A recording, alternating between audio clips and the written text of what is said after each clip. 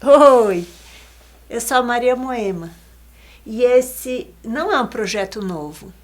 A gente está reinventando as coisas por causa da pandemia e também porque a gente perdeu a Lucinda, que era a nossa maestra. Então a gente era uma boa orquestra e ela ia conduzindo os nossos trabalhos. Quando ela resolveu ir para o céu, a gente ficou para trás e como que a gente se organiza daqui para frente? Aí tinha uma ideia antiga, junto com o Carlinhos da Média Imagem. Uma ideia que nasceu aqui, nesse estúdio. A ideia da Casa de Histórias. Um lugar para a gente poder contar as histórias dos alfinetes. Sabe, as histórias assim, que não querem saber o que é verdade, o que é um fato histórico. Isso aparece porque a verdade nunca se esconde. É um lugar para a gente contar as histórias carregadas de emoção, onde a gente pode deixar a voz ficar embargada às vezes, alguns suspiros. Muitas vezes a gente gagueja e fica... Não precisamos nos preocupar. Quando a lágrima vier, ela é super bem-vinda. É pra gente contar essas histórias com um E, essas histórias cheias de emoção. Bora? Só que faltou a... Fala aí um pouquinho. Fala aí um pouquinho, como é que estão as coisas? Casa de História. Casa de Histórias. Beleza. É que é isso. Faltou a... Claquete. Faltou. Eu vou comprar uma. Vou fazer uma. Tá bom? Claquete. Eu vou arranjar uma. Que escreve com canetinha pra gente fazer os take. Valendo? Em 2007, eu abri o meu estúdio de dança em Araraquara. Nem usei dança, eu usei Estúdio Moema. Porque eu queria copiar o pessoal lá de Nova York e também queria confundir um pouco, sabe? Para que parecesse estúdio de fotografia ou de cinema ou até um cabeleireiro. Eu queria que fosse um lugar de estudar, mas que tinha essa cara mesmo de um estúdio de gravação. Então, usei esse nome, estúdio, e comecei a brincar com a câmera e brincar com as histórias e ao mesmo tempo continuava fazendo dança contemporânea. Então era um lugar assim de bastante experimentação e aproveitando de tudo que eu aprendi em Araraquara. Isso foi até 2019. Em 2019, eu fiz peguei várias cenas que eu tinha de vários solos diferentes e reuni todos com a ajuda do Carlinhos, que sempre nessas invenções e maluquices estava, vambora, vamos fazer coisas.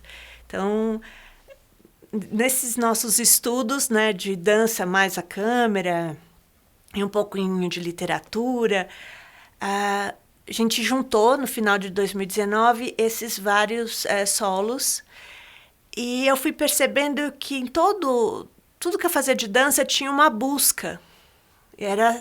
Era como se eu estivesse sempre fazendo a mesma história.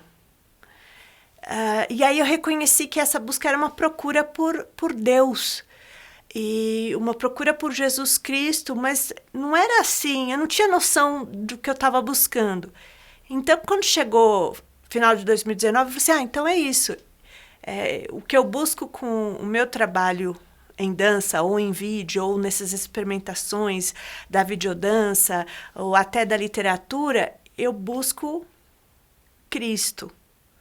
Então, eu encontrei a razão da minha procura. Então, está na hora de eu começar um novo trabalho. E aí, feliz da vida com isso, eu conversei com a Lucinda e falei para ela, Lucinda, quero fazer isso no meu ateliê. E aí a gente aproveita e faz uma festa no seu ateliê. Então, com as suas novas propostas. E ela, combinado. Então, em outubro de 2019, nós combinamos fazer isso. Eu faria o meu ateliê, que eu ia entregar para Nossa Senhora, então seria o Ateliê Mariano, e ela no vizinho ia estar no Ateliê Sinha Prado, ou o nome que ela gostava de usar, que era Oficina Sinha Prado. E a gente pode começar tudo de novo. Da oficina. Vou dar um zoom no seu rosto aí. Não, zoom no meu rosto, não. Um pouquinho. Tá gravando, não tá? Gravando. Então posso ir falando. Aí se tiver barulhos, a gente faz de novo, porque tá ficando tarde e a gente precisa jantar. Então vamos lá.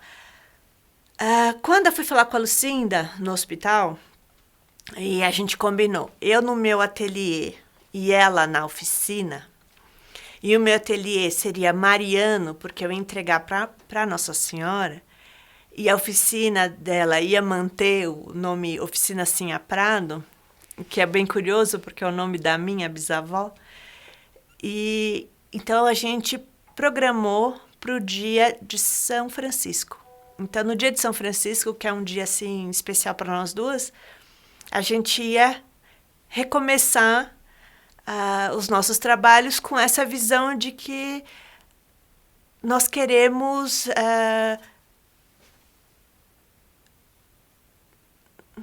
é bem complicado pôr isso em palavras, sabe? Mas a gente quer seguir Jesus Cristo usando os pequenos talentos que Ele mesmo nos deu. Então, acho que essa é a parte mais fácil assim, de falar tudo. E, infelizmente, no final de 2019, quando a gente teve essa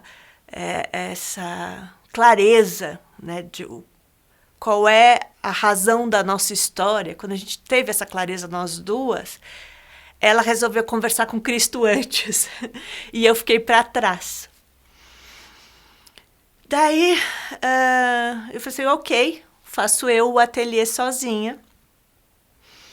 E começa 2020 e eu vou para Araraquara, procuro um lugar bem legal na frente de uma escola, porque eu queria justamente o barulho das crianças. E eu falei assim, eu quero ser a professora da hora do recreio, né? Tinha essa sensação da hora da saída, sabe? De ver as crianças saírem dos compromissos da escola e irem nesse outro lugar, dessa outra escola. Mas aí começa a pandemia e aí tem que ficar dentro de casa. Então, o que fazer? E aí é uma hora de tirar tudo das estantes, abrir todas as gavetas, todas as caixas e separar o que precisa, separar o que não precisa, para que assim que a gente possa sair de dentro de casa, as escolas voltarem, né? Não essa escola regular, mas essa escola de arte, né? Esse outro refúgio. E aí, nessas arrumações, eu reencontro esse livrinho do Guimarães Rosa, que é o Essas Histórias. E desde sempre, né, vem sempre essa brincadeira de história com H e história com E, apesar disso não existir na língua portuguesa e de ser um jogo do Guimarães Rosa, para copiar um pouco da coisa da língua inglesa, mas quando eu reencontrei esse livro durante a quarentena e eu entendi bastante sobre a minha bisavó, Sinha Prado, que era a musa da Lucinda, porque a Sinha Prado tinha uma dor por causa da filha que tinha morrido pela gripe espanhola. Então, apesar de não ter conhecido a minha bisavó, as histórias vinham dessa dor da mãe que perde um filho para uma pandemia daquele momento. Então, eu em 2020 sentia isso, sabe? Nossa, agora eu consigo entender essa dor, né, e essa impotência, né, perante a doença e o que a gente pode fazer. E eu pensei em Santana Maestra, porque ainda tem a história da escola presente, mas pensando nessa Sinha Prado, a avó da minha mãe. Como uma avó pode educar E aí, claro, penso na minha avó, que tinha essa coisa de contar histórias. Então, minha avó me levava para o centro, lá em São Paulo, na cidade, como ela dizia, para me dizer, aqui, antes desse prédio era tal coisa, aqui foi onde eu brinquei, aqui era o cinema. Então, a minha avó tinha essa necessidade de nos deixar a informação de como era São Paulo de 100 anos atrás. Então, era muito bom, porque não era uma história das datas, não era uma história, precisa ser o fato histórico, era uma história carregada de emoção. Então, para mim, Histórias do Guimarães ficou nessa...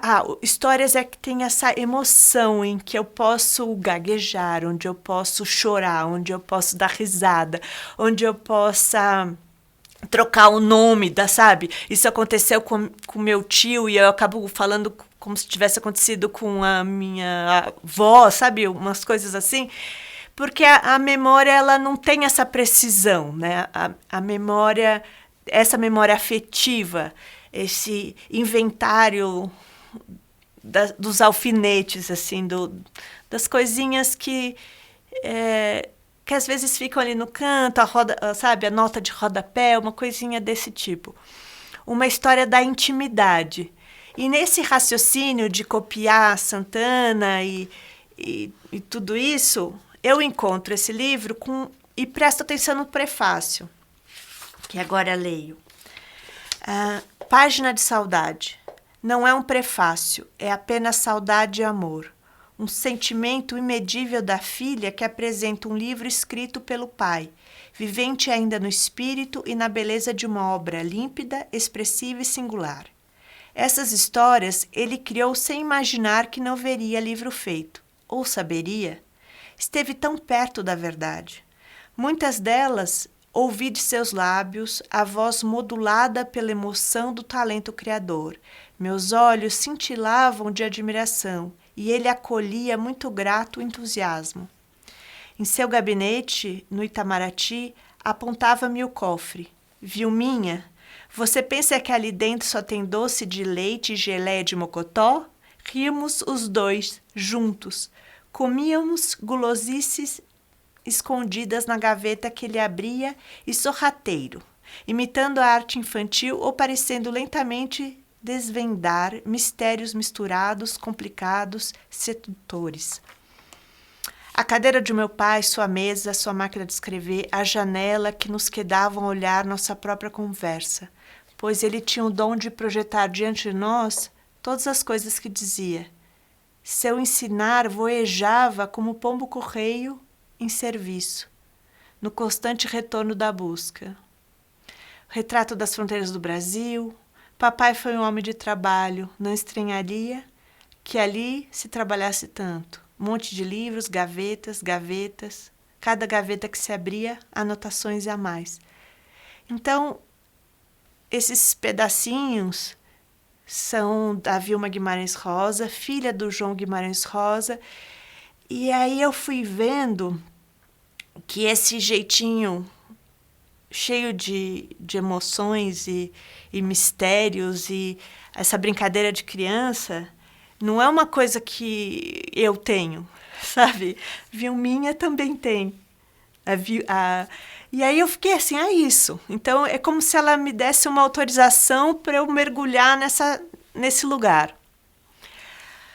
Passou 2020, começa 2021, e aí eu vou para o museu do Guimarães Rosa, a Casa Guimarães Rosa, e aí não é que tudo muda, mas é mais uma autorização do grande escritor. Então, lá no museu, que era a casa do pai dele, aí eu pude ver as obras, eu pude ver a molecada contando histórias, eu pude ver que eu posso fazer desse jeito, que muitos já fizeram desse jeito antes de mim. Bom, daí gravei todas as imagens lá. E com essas imagens gravei minha professora, gravei os amigos, fui gravando todo mundo com essas imagens do cartãozinho de memória. Eu trouxe para o Medimagem, para esse espaço. E agora a gente começa a editar tudo isso. E no meio dessa edição, dessas memórias todas, de como organizar essa casa de histórias, que é justamente feito de paredes de emoções e das histórias assim que escapam dos nossos lábios sem a gente ter muito controle. E assim mesmo, sabe, com os cabos e os fios aparecendo e como se a gente tivesse sido surpreendido pelas lembranças. E aí, com esses cartõezinhos de memória, eu chego na Medimagem e o Carlinhos fala, vamos fazer um projeto sobre a Lucinda? Opa! Então, ele também está procurando alguma coisa. E aí eu falei, vamos escrever. Aí nasce a Lucinda, mãe da Cidade Doçura, a mãe negra da Cidade Doçura. E aí a gente começa a entrevistar as pessoas, aí de repente as coisas vão ficando grandes e as pessoas, eu quero contar a história. Então a gente fez um recorte para o projeto, mas sobrou muita lembrança. Então nós estamos organizando isso. E aí agora eu estou falando um montão de coisa para pedir para vocês, se vocês têm histórias sobre a Lucinda, venham contar para a gente. E também se você tem outras histórias incríveis, venham contar para a gente, porque essa casa de histórias, a Lucinda é só o primeiro passo. Porque todas as histórias são bem-vindas e todas as histórias precisam ser contadas. Hoje, o Carlinhos me mostra o que um parente dele na Paraíba e no Rio Grande do Norte fizeram. Toda a linha genealógica... Não, desculpa. Eu não sei como diz. Mas, enfim, depois eu procuro para poder fazer correto. Mas toda a linha do avô, bisavô, tataravô, que cada um fez, quem casou com quem, todas as fotos. E no final de tudo, a foto do filho do Carlinhos. Então, é isso, as histórias continuam. E as histórias sempre continuam, porque a gente não pode se preocupar se é árvore genealógica, se é genealógica, se é... Isso aí deixa para os filósofos. Nós contamos as árvores das famílias, porque é isso que está no nosso coração. Muito obrigada, Guimarães Rosa, Vilminha, desculpa a intimidade, Vilma Guimarães Rosa, e muito obrigada a Lucinda, que deu start a essa maluquice toda, porque ela sempre teve o coração gigante, então a gente aprendeu a também copiar esse coração.